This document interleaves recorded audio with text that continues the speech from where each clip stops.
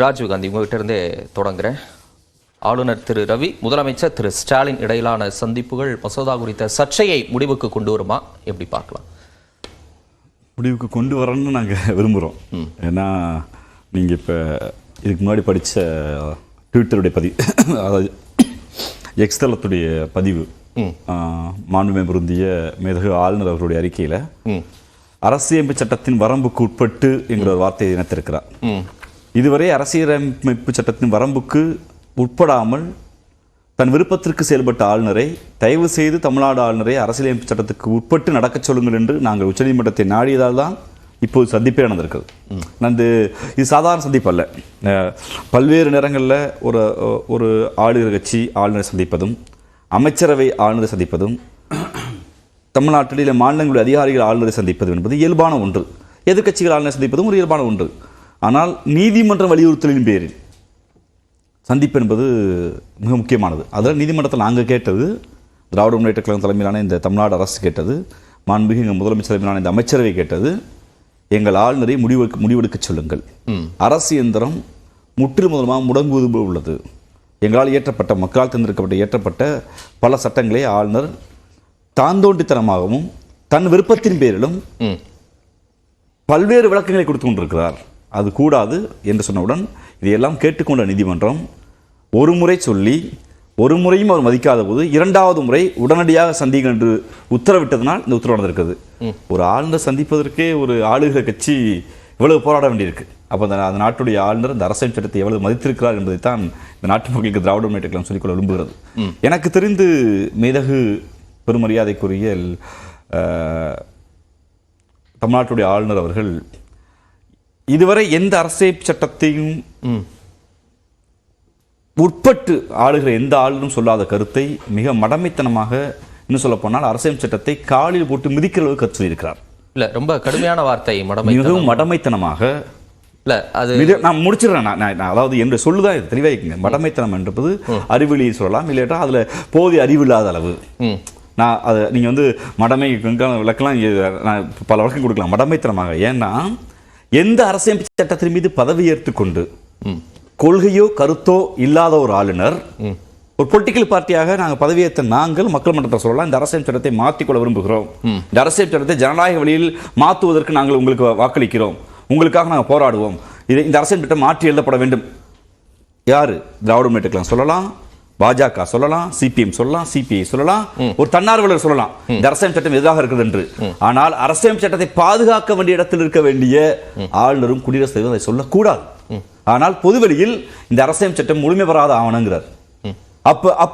அப்படிப்பட்ட ஆளுநர் இருக்கிற போதுதான் திராவிட முன்னேற்றக் கழகம் ஒவ்வொன்றையும் மக்கள் மன்றத்திலும் போராடி, மக்கள் மன்றத்திலும் கொள்கையை புரிய வைத்து வென்ற பின்னாடி இயற்றுகிற சட்டங்களை எப்படியாவது நடைமுறைப்படுத்துங்கள் என்று நீதிமன்றத்தில் நட வேண்டிய தேவை வந்திருக்கிறது. இல்ல, நீங்க அப்படி சொல்ற ஆளுநர் தானே சொல்றாரு, இந்திய அரசியலமைப்பின் வரம்புக்கு உட்பட்டு மாநில அரசுக்கு தொடர்ந்து ஆதரவு அளிப்பேன். அப்ப அந்த இடத்துல இந்திய அரசமைப்பு சட்டத்துக்கு அவர் ஒரு மதிப்பு கொடுக்கிறார், மரியாதை கொடுக்கிறார், மாண்பு இங்க சமர்ப்பிக்கிறான்னு புரிஞ்சுக்க முடியாதா?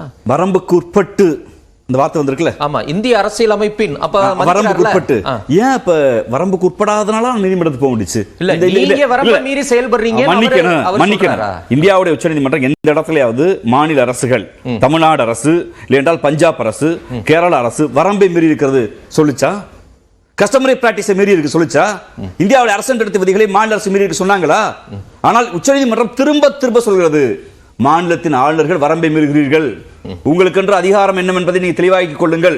மக்களால் தேர்ந்தெடுக்கப்பட்ட அரசுக்கு தான் அதிகாரம் இருக்கிறதே ஒழிய எங்க மேல மோடிக்கு கீழே எங்களுக்கும்.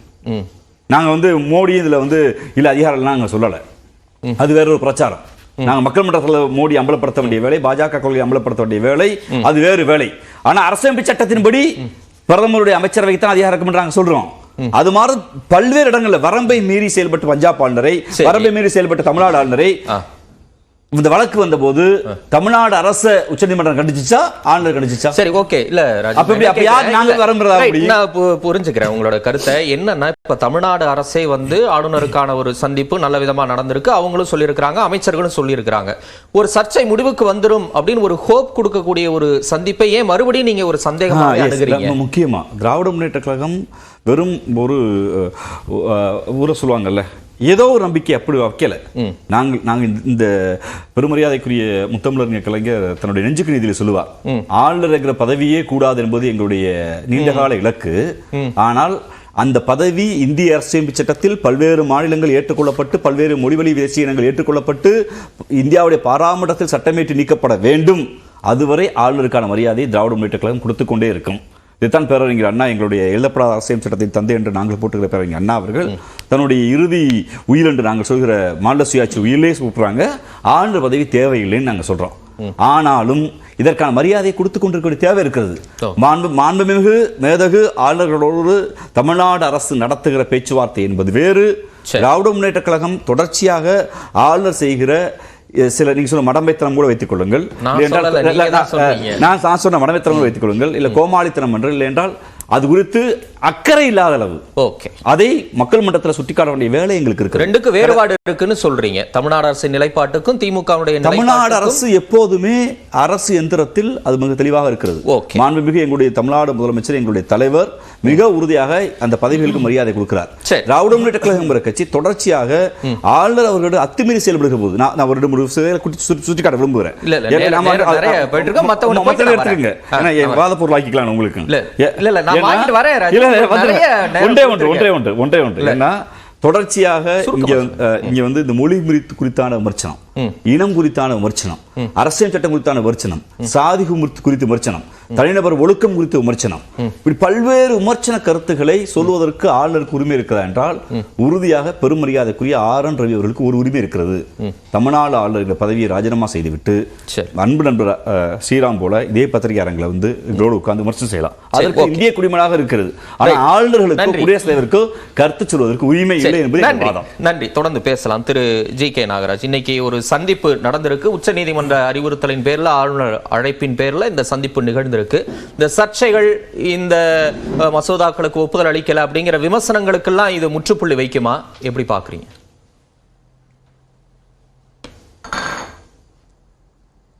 இல்ல, ரெண்டு தரப்பும் இன்னைக்கு நடந்த அந்த சந்திப்புல ஒரு மிக அருமையான ஒரு சுமூகமான தீர்வாக நடந்ததாக ரெண்டு பேருமே சொல்லியிருக்கிறாங்க.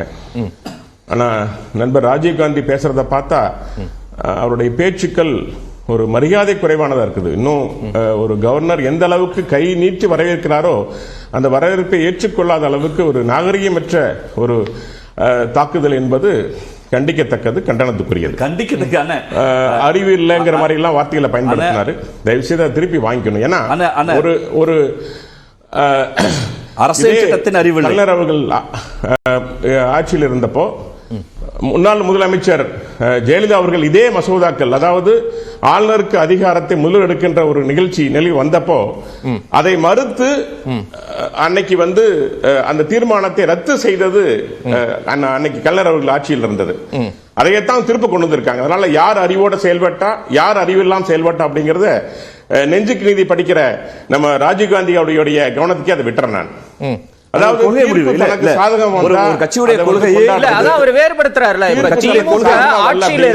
அரசு எந்திரத்தின் சார்பா நாங்க எடுக்கக்கூடிய நிலைப்பாடு வேற, அது நிர்வாகம் சார்ந்தது. நிலைப்பாடுங்கிறது வேற, அது வேற அப்படின்னு சொல்றேன். நாகராஜன் பதில் சொல்லட்டேன். இப்ப ஒரு சட்டத்தை அங்க கொண்டு வரலாம். தமிழ்நாடு அமைச்சரவை நான் பேசி முடிச்சேன். 10 நிமிஷம் நீங்க பேசுனீங்க, பேச வாய்ப்பு கொடுங்க. மிஸ்டர் தமிழரசன் பேச டைம் கொடுங்க. பேசுங்க பேசுங்க பேசுங்க. நான் முடிச்சிடுறேன். உங்களதான் பேசுங்க. தீர்ப்பு தனக்கு சாதகமா வந்தா கொண்டாடுவது, சாதகம் இல்லைன்னா நீதிபதியே கேள்வி கேட்பது, இப்படி எல்லாம் தொடர்ச்சியா திமுக செயல்பாடு. ஆக்சுவலா இதுவரைக்கும் 182 ஃபைல்ஸ் பில்ஸ் கவர்னருக்கு அனுப்பப்பட்டிருக்குது. அதுல இன்னைக்கு பெண்டிங் இருக்கிற மசோதா பில்ஸ்னா ஒன்லி 10 தான். 10 மட்டும் தான். அந்த பட்டு எது சம்பந்தப்பட்டது தெரியுங்களா? பல்கலைக்கழகம் சம்பந்தப்பட்டது. என்ன சொல்லுது பல்கலைக்கழகத்தில்? என்ன கேட்கிறாங்க? வேந்தர் முதல்வராக இருக்க வேண்டும், நாங்க தான் துணைவேந்தரை நியமனம் செய்வோம் அப்படின்னு ஒரு அதிகாரத்தை முதல்வர் வேந்தராக இருக்க வேண்டும். இதுக்கு முன்னாடி இருந்த பன்வாரிலால் தெளிவா சொல்லியிருக்காரு, வேந்தராக இருக்க வேண்டும் கேட்கிறார். நாங்க தான் துணைவேந்தர் நியமனம் செய்யணும் சொல்றாங்க. ஆளுநருக்கு அந்த அருகதை இல்லை, தகுதி இல்லைன்னு சொல்றாங்க. ஒரு தன்னுடைய பொறுப்பை சிறப்பாக செய்து கொண்டிருக்க கவர்னர்கிட்ட அவர் இடத்த மாத்தணும்னு கேட்கிறாங்க. நோக்கம் என்ன? ஊழல், பணம் சம்பாதிக்கின்ற வழி. இதை முதல்ல பண்டாரிலால் தெளிவா சொல்லியிருக்காரு. பல கோடிகள் புரண்டது. துணைவேந்தர் நியமனத்துல, பேராசிரியர் நியமனத்துல பல கோடிகள் நான் கண்ணில் பார்த்திருக்கேன்னு சொல்லியிருக்காரு. அப்ப ஒரு நேர்மையான அதிகாரி. நான் இப்போ சொல்றேன், வெறும் 10 மசோதாக்கள் மட்டும்தான் அவர் பெண்டிங் வச்சிருக்காரு. அதுவும் கூட திருப்பி அனுப்பிச்ச முடியாது, இன்னைக்கு பிரசிடென்ட்க்கு போயிடுச்சு. சரி, ஆனா அனுப்புறதே அவங்க தப்பு இல்ல. அவங்க என்ன சொல்றாங்க, வெறும் 10ன்னு நீங்க சொல்றீங்க. இன்னைக்கு தமிழ்நாடு அரசு என்ன சொல்லுது? வர சிவபிரியன், 10 முக்கியமான மசோதாக்களை அரசியல் சாசனத்தில் எங்கும் குறிப்பிடாத வகையில் தேவையின்றி குடியரசுத் தலைவருக்கு ஆளுநர் அவர்கள் அனுப்பி வைத்துள்ளதை திரும்ப பெற வேண்டும், விரைந்து ஒப்புதல் வழங்க வேண்டும். இதுதான் தமிழ்நாடு அரசோட நிலைப்பாடு. 10 முக்கியமான மசோதா எங்கேயும் குறிப்பிடாத வகையில் எதுக்கு குடியரசுத் தலைவருக்கு அனுப்புனீங்கிறதையும் அவங்க மென்ஷன் பண்றாங்க. சரி, இவங்க ஆரம்பத்திலிருந்து இந்த தேடுதல் குழு, துணைவேந்தர் தேடுதல் குழு நியமனத்துக்கு நீங்க யூசிஜியோட தொடர்பு இல்லாம, யூசிஜியோட சம்பந்தம் இல்லாம நீங்க நியமிக்க கூடாது. அதையும் மீறி தேடுதல் குழு அமைச்சாங்க. சோ இவங்க சட்டத்தின் விதிகளை, அரசியலமைப்பு சட்டத்தை முழுமையா ஃபாலோ பண்ணல. அதனாலதான் அந்த 10 மசோதாக்களுக்கு ஆளுநர் துணைவேந்தருக்கோ இல்ல யூஜிசிக்கோ இப்படி அரசியலமைப்பு சாசன விதிகள்லாம் கிடையாது. இல்ல, நான் நேரடியாவே கேட்கிறேன். இவங்க சொல்ற அந்த குற்றச்சாட்டு என்னன்னா, ஆளுநர் மூலமா ஒரு இரட்டை நிர்வாகம் இங்க நடத்த மத்திய அரசு முயற்சிக்கிறது. அப்ப ஆளுநர் இங்க தேர்ந்தெடுக்கப்பட்ட மக்களின் அரசை தாண்டி தன்னிச்சையா இல்ல மத்திய அரசினுடைய சித்தாந்தத்தை செயல்படுத்தக்கூடிய விதமா இங்க செயல்படுகிறார் அப்படிங்கறத அவங்க வைக்கிறது. அது இந்த மசோதா வரைக்கும் எதிரொலிக்குது. அதான் நான் கேட்கிறேன். இல்ல சார், நான் ஒரு கவர்னருக்கு ஆதரவா பேசல, நான் அவருக்கு வக்காலத்து வாங்கல. சரி, நான் பொது பார்வையில் இருந்து பார்த்து ஒரு அரசியல்வாதியா தான் இந்த பாயிண்ட் நான் பேச வந்திருக்கேங்க. நீங்க தெளிவா தெரிஞ்சுக்கணும். நீ ஆரம்பத்திலிருந்து கவர்னர் நடத்தி விதம் பாத்துங்க. சட்டசபையில அவ்வளவு ஒரு மரியாதையாக அவர் பேசுறாரு. போ வெளியேன்னு சொல்லி ஒரு அமைச்சர் வெளியே அனுப்புறாரு. வாயை மூடுங்கிறாரு. கவர்னரே வாயை மூடு, கவர்னர் வாழையை வாயை மூடுன்னு சொல்றாரு ஒரு அமைச்சர். வெடிகுண்டு வீசப்படுகிறது. இதெல்லாம் இன்னைக்கு யாரா போய் வெடிகுண்டு வீசினாங்களா? அவர் சொல்றது பெட்ரோல் பாட்டில் பேச விட்டுருங்க ராஜீவ், நான் பேசி முடிச்சிடறேன் ராஜீவ். சொல்லுங்க. இல்ல ஏதாவது அப்படி நடந்த தமிழ் நடக்கல. ஆனா கவர்னர் மீது மட்டும் குறிவைத்து தாக்கப்பட்டது. நான் சொல்றது, கவர்னரை மிரட்டி பணிய வைக்கின்ற வேலையை திமுக அரசு கையில் எடுத்தது. உச்சநீதிமன்றம் போனீங்க. உச்சநீதிமன்றம் பெரிய இல்ல, உச்சநீதிமன்றம் சொல்லிருக்கு, அறிவுறுத்தல் சொல்லி இருக்குது. நீங்க முதலமைச்சரை கூட்டு பேசுங்க. இன்முகத்தோடு கூட்டு பேசுறாரு.